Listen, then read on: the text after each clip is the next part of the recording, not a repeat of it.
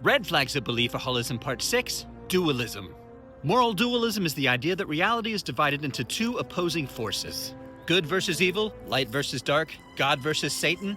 This is some of the black and white thinking that you'll find in the mind of a moral dualist. And while this may make for the best plots and the best trilogies, it's the cause of a lot of unnecessary suffering in the reality of our human lives. The truth is, dualism, aka good, bad, right, wrong, should, shouldn't type thinking, is a cover or a smokescreen for something else entirely. What's that something else? Well, the truth is, most of us don't know because it's buried and repressed in our minds and bodies. Unconscious beliefs and unconscious emotions are what we in KI call beliefaholism.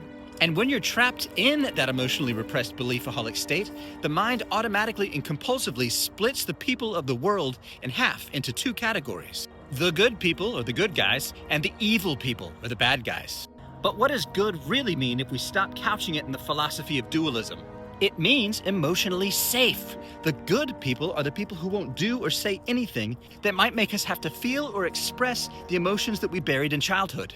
And being a good person or a good guy is not saying or doing anything that might make others have to feel theirs. And by the way, this is most often the worldview of the anger repressor who above all doesn't want anyone, including themselves, getting angry.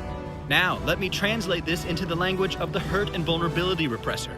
For hurt and vulnerability repressors, the good people are the strong people. They're synonymous. The dualistic view of those who have buried hurt, grief, and sadness in their bodies is often the strong, good, and the weak, bad. And again, it's all for safety. Hurt and vulnerability repressors don't want anyone, including themselves, feeling or expressing hurt or vulnerability.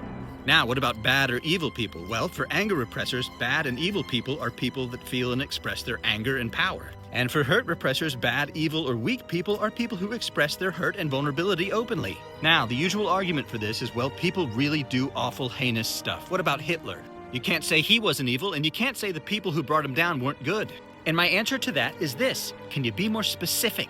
What are the mechanics of it? You can call it good and evil if you want, but it's a little lazy. What's really happening below the level of consciousness that's driving people to be evil or do evil things? And what's happening that's allowing them to be or do good?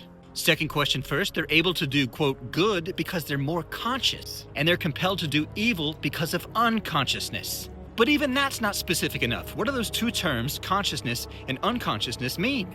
Well, unconsciousness is what you are when you're asleep. So if someone is unconscious in their waking life, it means they're asleep to reality, which means they're identified with their beliefs. And the only reason people are identified with their beliefs is because they don't want to feel or express buried, repressed emotions. So, in the style of Earl Partridge, if we're going to call evil or unconsciousness what it actually is, it's beliefaholism. But what about those who do good, the conscious people? Well, consciousness, of course, is when you're awake or in reality or in the present. And what allows us to be that or be there? Believe it or not, belieflessness, emotional repressionlessness, the resolution of beliefaholism. But here's the trick with that. You've got to drop your beliefs about good and evil, consciousness and unconsciousness, beliefaholism and no beliefaholism, in order to enter into the non-dual. Non-dualism or non-duality is a bit like the state of an infant or an animal where there's just one thing going on.